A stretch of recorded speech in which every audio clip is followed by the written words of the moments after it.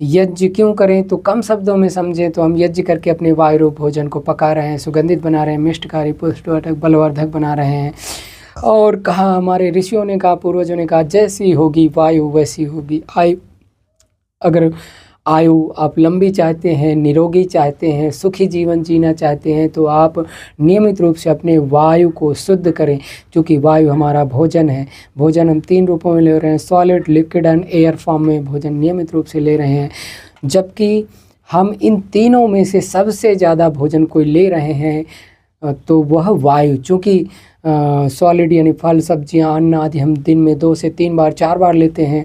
जल, जूस, दूध आदि हम 8 से 10 बार 15 बार लेते हैं मैक्सिमम दिन में। लेकिन वायु को हम नॉन स्टॉप इन 24 आवर्स लेते रहते हैं, यहाँ तक कि सोते जगते हम हमेशा इस वायु रूप आहार को हम ग्रहण कर रहे होते हैं। तो हम नियमित रूप से अपने घर में एक छोटा सा यज्ञ करें। चूँकि जंगलों में रहना तो संभव नहीं है, नदी के किनारे, झरनों के किनारे जहाँ पर शुद्ध वायु है, और हमारी मजबूरी है, हम जहाँ रहते हैं, जैसे शहरों में रह रहे हैं तो वहाँ हमारी सेवा है, तो वहीं हमें रहना। पर हम जंगलों जैसा वातावरण अपने घर में अवश्य ही बना सकते हैं, एक छोटा सा यज्ञ करके।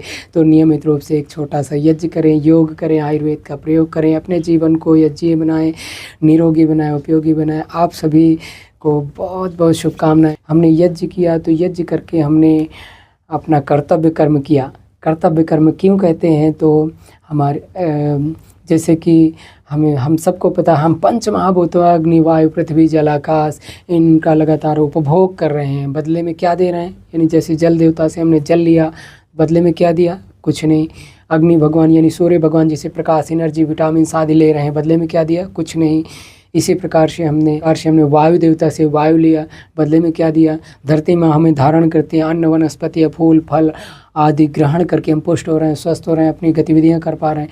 और खुला स्थान यानी आकाश, खुला स्थान ना होता तो हम अपनी गतिविधियों को नहीं कर पाते, विचरण नहीं कर पाते। तो इन पंच महाभूतों अग्नि, वायु, पृथ्वी, जल, आकाश, इनका हम लगातार उपभोग करते हैं, बदले में कुछ नहीं देते। तो हम तो प्रकृति के ऋणी हो गए, चूँकि हम लेवता हो गए। लेवता मतलब ऋणी हो गए।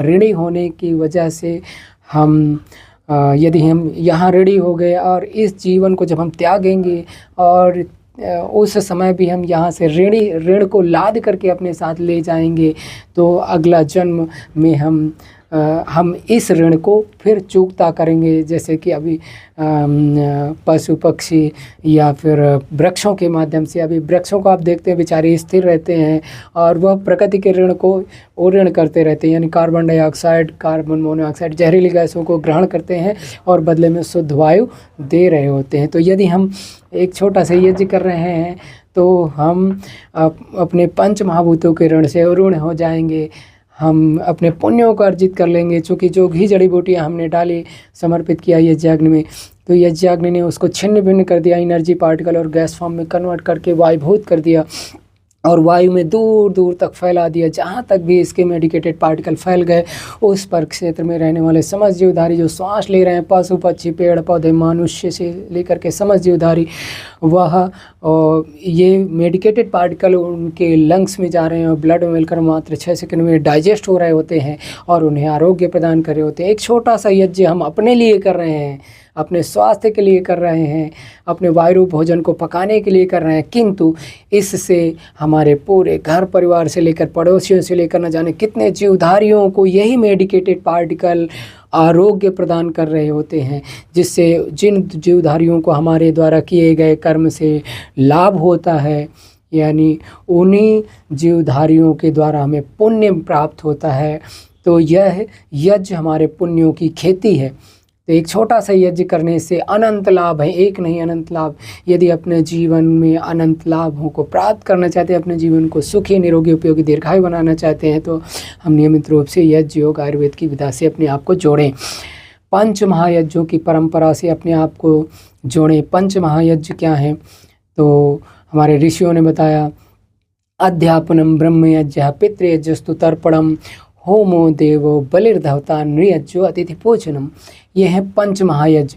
और पंच महायज्ञों के बारे में विधान है महर्षि मनु जी ने बड़े ही सरल सहज शब्दों में कहा है कि हमें हर एक यानी हर एक गृहस्थी को इन पंच महायज्ञों को अवश्य रूप से करना चाहिए प्रतिदिन। पहला यज्ञ है ब्रह्म यज्ञ। ब्रह्म यज्ञ मतलब संध्या करना। सुबह शाम हम संध्योपासना करते थे। हम अपने घर में अपने पूर्वजों को देखते थे कि थोड़ी देर बैठते थे, स्वयं का आकलन करना कि हमने दिन में जो भी गतिविधियां किया उनके दौरान कोई त्रुटि तो नहीं, कोई पाप तो नहीं, कोई गलती तो नहीं, किसी के को दुख तो नहीं हुआ, तो उसका आकलन करना। और यदि हमसे कोई गलती हुई है तो हम ईश्वर से, परमात्मा से हम उस गलती के लिए क्षमा याचना करते हैं और उस परमपिता परमेश्वर के निकट जाते, यानी उसको अपने मन से, मन के तारों से, अपनी आत्मा के तारों से कनेक्ट कर लेते हैं। तो ये होता है ब्रह्म यज्ञ, यानी ऋषियों के मार्गदर्शन में चलना, ऋषियों। तो ये है ब्रह्म यज्ञ।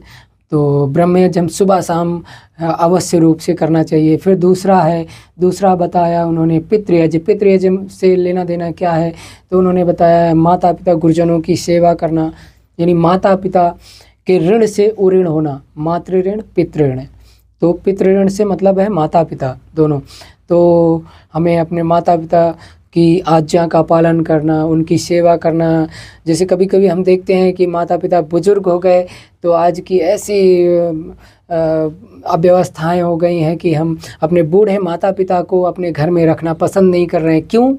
इसके पीछे का कारण है हम संस्कारों से अलग हो गए। 16 संस्कारों की परंपरा, जो पावनी परंपरा थी, जो हमें जीवन जीने की कला सिखा रही थी, हमारे जीवन में सुख समृद्धि और शांति दे रही थी, उस यानी 16 संस्कारों की परंपरा से हम अपने जीवन को अलग कर दिए। इसी कारण से हम दुखी हो गए, परेशान हो गए, विभिन्न प्रकार के कलह में जकड़ गए, क्लेशों में जकड़ गए।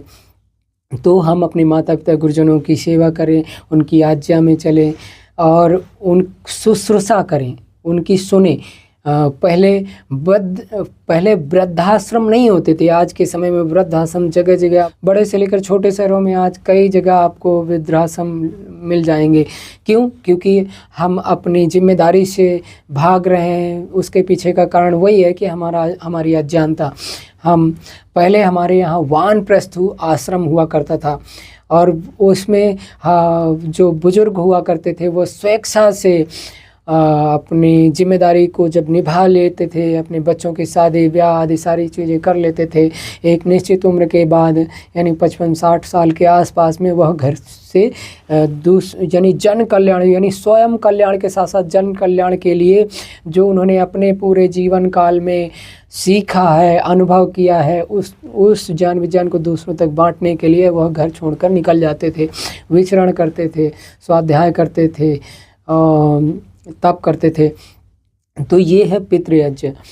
तो तीसरा यज्ञ है देवयज्ञ। देवयज्ञ क्यों करें? तो देवयज्ञ करके हम घी और जड़ी बूटियों को अर्पित कर रहे हैं अग्नि में। तो अग्नि उसको छिन्न भिन्न कर रहे हैं, एनर्जी पार्टिकल और गैस फॉर्म में कन्वर्ट कर करके वायु के कणों में घोल दे रहे हैं और वही वायु श्वास के माध्यम से हमारे लंग्स में जा रहे होते हैं और हमें मात्र 6 सेकंड में डाइजेस्ट हो रहे होते हैं और ये हमें आरोग्य प्रदान कर रहे होते हैं। हमारे शरीर में जो ब्लड सेरोटोनिन की मात्रा इम्बैलेंस हो रही होती है उसको बैलेंस में करते हैं। हमारे शरीर की क्षारीयता को बनाए रखने में बहुत बड़ी भूमिका अदा करते हैं ये।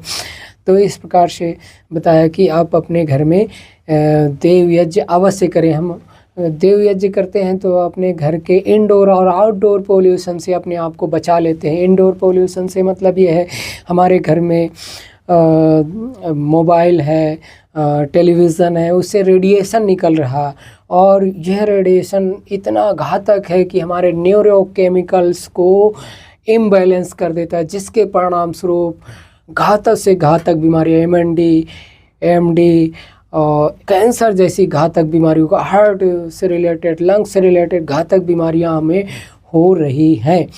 तो हमारे घर में फ्रिज है, कूलर है, बेड है और आज तो हम कंपाउंड ही हमारे घर में टॉयलेट भी है। तो जहाँ पे हम हर दिन पोछा नहीं लगा पाते, वहाँ पर हार्मफुल जर्म्स पनपते रहते हैं। वो तो यदि हम उस परिवेश में हवन करते हैं अपने घर में नियमित रूप से, तो ये यज्ञ की जो रश्मियाँ हैं वो घर के कोने कोने में जा कर के अपना चिकित्सकीय प्रभाव देते हैं, और हार्मफुल बैक्टीरिया जो हमारे घर में पनप रहे होते हैं, हम जानते नहीं, देख नहीं पाते, वह हार्मफुल बैक्टीरिया नष्ट हो जाते हैं और हमारे लिए एक आरोग्यकारी मंगलकारी वातावरण बन जाता है। साथ ही साथ हम अपने घर में फ्रिज रख रहे हैं, तो फ्रिज में CFC क्लोरोफ्लोरोकार्बन डाइऑक्साइड जैसी CFC1, CFC2, CFC3, 4, 5, 6, 7, 12 तक के गैसेस हम उसमें डाल रहे होते हैं फ्रिज में, जो कि इतनी भयंकर गैसें हैं जिसको हम पढ़ते हैं तो हमें पता चलता है कि क्लोरोफ्लोरोकार्बन डाइऑक्साइड कितनी जहरीली गैसें, उनको हम अपने फ्रिज में डाल रहे हैं। और जब उसमें हम अपने खाद्य पदार्थ रखते हैं तो उन गैसों का दुष्प्रभाव उन खाद्य पदार्थों में पड़ता है, जिसके परिणाम स्वरूप वह खाद्य पदार्थ गैस के प्रभाव से प्रभावित हो जाते हैं, जिसके कारण जो है कि उनको हम ग्रहण करके हमारी इम्यूनिटी वीक हो जाती है, और जिसके परिणाम स्वरूप हम विभिन्न प्रकार की बीमारियों से, परेशानियों से जकड़ जाते हैं। तो इसलिए हमें कोशिश करना है कि हम एक छोटा सा यज्ञ करें।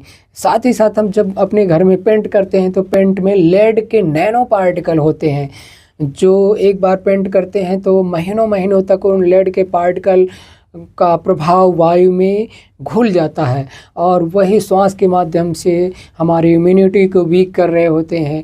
लेकिन जब हम यज्ञ करते हैं तो उन नैनो लेड के नैनो पार्टिकल से अपने आप को हम बचा लेते हैं।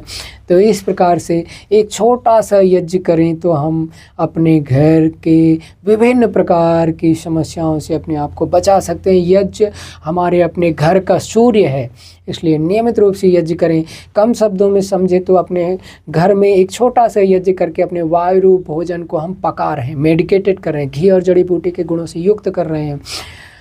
तो इस प्रकार से हम देव यज्ञ करें। देव यज्ञ केवल इंडोर पोल्यूशन से नहीं बल्कि आउटडोर पोल्यूशन से भी, जब हम यज्ञ करते हैं तो खिड़की दरवाजे आदि खोल देते हैं, और ये यज्ञ की जो जड़ी बूटियाँ घी आदि डाल रहे हैं वह एनर्जी पार्टिकल गैस फॉर्म में कन्वर्ट होकर के वायु में घुल करके दूर दूर तक फैल जाते हैं, और जहाँ तक भी इसके पार्टिकल फैल गए उस पर क्षेत्र में रहने वाले समस्त प्राणी स्वास्थ्य लाभ अर्जित करते हैं। तो जब हमारे द्वारा किए गए कर्म से किसी दूसरों का भला होता है तो उन जीवों के द्वारा हमें पुण्य प्राप्त होता है। इसलिए यज्ञ पुण्यों की खेती भी है, यानी यज्ञ को पुण्यों की खेती भी कहते हैं। अगर आप पुण्य बढ़ाना चाहते हैं तो एक छोटा सा यज्ञ करें।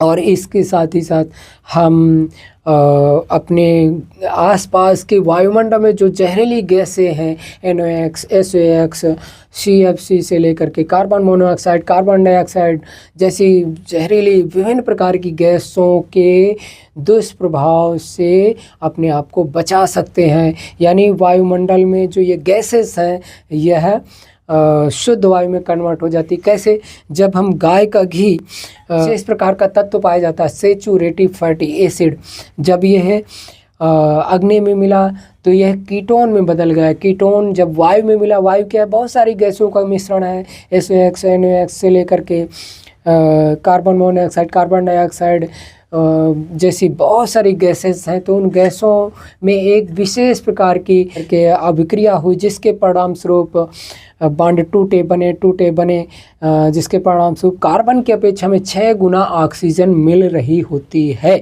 यदि हम गाय के घी को ये यज्ञ में अर्पित करते हैं। तो इस प्रकार चूँकि अपने घर में जब हम घी अर्पित करेंगे तो 1 ग्राम ना करके कम से कम 150 ग्राम तो ज़रूर यज्ञ में आहुति करेंगे। तो इस प्रकार से हमारे आसपास के वायुमंडल में ऑक्सीजन लेवल बढ़ जाएगा। और अगर हम वैज्ञानिक दृष्टि से देखें तो यानी इस वायु समुद्र में 2 प्रकार के कणों का सामना करते हैं, एक तो धनायन और दूसरा ऋणायन, एनायन और कैटायन, अंग्रेजी की भाषा में इसको समझेता हूँ। तो जहाँ पर ऋणायन कण ऐसे स्थानों में पाए जाते हैं जहाँ नदी, तालाब, झरने, घने जंगल हैं, वहाँ पर ऋणायन कणों की बाहुल्यता होती है, और धनायन कणों की बाहुल्यता उन स्थानों पर होती है जहाँ पर कि अत्यधिक पॉल्यूशन होता है, घनी आबादी होती है, वहाँ पर धनाकणों की बाहुल्यता होती है। तो अब जब हम एक छोटा सा यज्ञ करते हैं तो हमारे यज्ञ करने से प्रति सेंटीमीटर 200 से लेकर 400 ऋणायन कण की वृद्धि हो जाती है, जिससे हमारे आसपास के वायुमंडल में शुद्धता आ जाती है, ऑक्सीजन लेवल बढ़ जाता है। और जब हम उस परिवेश में रह रहे होते हैं तो वही मेडिकेटेड पार्टिकल हमारे श्वासों के माध्यम से लंग्स में जाकर हमें इम्यूनिटी दे रहे होते हैं और हमें स्वस्थ जीवन शैली दे रहे होते हैं। तो इस प्रकार से एक छोटा सा यज्ञ अगर हम करते हैं तो अनंत लाभ प्राप्त कर सकते हैं। तो आप अपने जीवन में हर दिन यज्ञ करें। चौथा यज्ञ है बलि वैश्वदेव यज्ञ। बलि वैश्वदेव यज्ञ से मतलब है हमारे आसपास पशु पक्षी, घोड़ा, गाय, चींटी से लेकर हाथी तक बहुत सारे जीव हैं, उनको अपने सामर्थ्य के अनुसार प्रसाद दें और प्रसाद दे करके हम उनकी सेवा करें। तो ये बलि वैश्वदेव यज्ञ होता है। कई बार मन में आता हमारे पास तो समय नहीं है, हम जंगलों में तो जा नहीं सकते जहाँ कर ये पशु पक्षी हों, चींटियाँ हों। तो कोई बात नहीं, हम अपने घर में 2 कटोरियों को रखें ऐसे स्थान पर जहाँ कर कि चिड़िया आ सकें।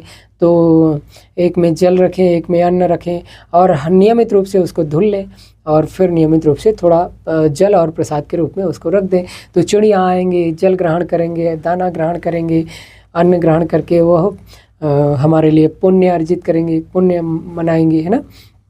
तो ऐसे हम अपने घर में कर सकते हैं। 5वां है अतिथि यज्ञ। अतिथि यज्ञ से मतलब हमारे घर में कोई अतिथि आए यानी मेहमान आए, आचार्य आए, ऋषि आए, संत महात्मा आए, तो उनका अपने सामर्थ्य के अनुसार स्वागत करें, सम्मान करें और उनके द्वारा दिए गए ज्ञान अमृत का पान करें।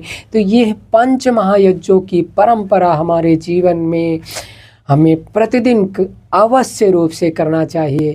यदि हम इन 5 महायज्ञों को अपने जीवन में अपनाते हैं तो हमारा जीवन उन्नत होता, निरोगी होता, उपयोगी होता, दीर्घायु होता है। हम चूँकि प्रकृति का अपना नियम है, प्रकृति हमेशा वापस करती है, देती नहीं है बल्कि वापस करती है। हम जो देंगे वह कई गुना करके मल्टीपल करके वापस हमको मिलेगा। हमारे ऋषि, हमारे पूर्वज कहा करते थे, बोया पेड़ बबूल का तो आम कहाँ से होए। तो हम जो देंगे वही वापस मिलेगा। और जैसे हम एक दाना सरसों का ज़मीन में बोते हैं तो उससे सैकड़ों हज़ारों की संख्या में हमें दाना वापस मिल जाते हैं। इसी प्रकार से तो ये हमारे यज्ञ हैं कि हम जब प्रतिदिन यज्ञ कर रहे हैं तो कई गुना करके हमको इसका प्रतिफल मिलता है। यज्ञ के बारे में कहा गया, येन सदनुष्ठानेन संपूर्ण विश्वम कल्याणम भवेत्। आध्यात्मिक, आदिदैविक, आदि भौतिक ताप त्रयोन्मूलनम सुकरम स्यात् तत् यज्ञ पदाभिधेयम। ऐसा विशिष्ट कार्य जिससे संपूर्ण विश्व का कल्याण हो, साथ ही साथ हमारे 3 प्रकार के दुख जो हैं, आदि भौतिक, आदि दैविक, आदि आध्यात्मिक, इन तीनों प्रकार के दुखों का शमन हो, बैलेंस में आए, वह होता है हमारा यज्ञ। वैसे तो हमारे ऋषियों ने कहा पुरुषो वाव यज्ञ है, यानी हमारा पूरा जीवन ही यज्ञ है। हम जो भी नेक काम कर रहे हैं वो यज्ञ है। हम किसी की सेवा कर रहे हैं किसी रूप में, धन के रूप में या शारीरिक श्रम के रूप में या मानसिक श्रम के रूप में हम किसी की सेवा कर रहे हैं तो वह यज्ञ ही है। जैसे हम आपके लिए प्रयत्न करते हैं कि आपको हम कितना अधिक से अधिक दें जो कि आपके जीवन के लिए उपयोगी हो जाए, आप अपने जीवन को निरोगी जी सकें। तो ऐसे हमारे मन में ये भाव है कि आपको कितना दे दें। तो आप सभी लोग इस ज्ञान विज्ञान को अपने जीवन में उतारें। यज्ञ, योग, आयुर्वेद की त्रिवेणी गंगा में नियमित रूप से स्नान करें और अपने जीवन को सुखी बनाएं, निरोगी बनाएं, उन्नति करें। इसकी दूसरी परिभाषा में कहा गया, येन सदनुष्ठानेन स्वर्गादि प्राप्ति सुलभा स्यात् तत् यज्ञ पदाभिधेयम। अर्थात ऐसा विशिष्ट कार्य जिससे स्वर्ग की प्राप्ति सुलभ हो जाए वह यज्ञ है। और तो यज्ञ की बहुत बड़ी महिमा है, जितना हम कहें उतना ही कम है। गाय का घी जब हम 1 ग्राम अंगारे में डालते हैं इस प्रकार से, तो 1864 ml शुद्ध गैस में कन्वर्ट हो जाता है। इस प्रकार से हमारे घर को सैनिटाइज कर रही है। ये जो गैस आप देख रहे हैं एयर फॉर्म में निकल रही है, हमारे घर के कोने कोने में जा कर के सैनिटाइज़र का काम कर रही है।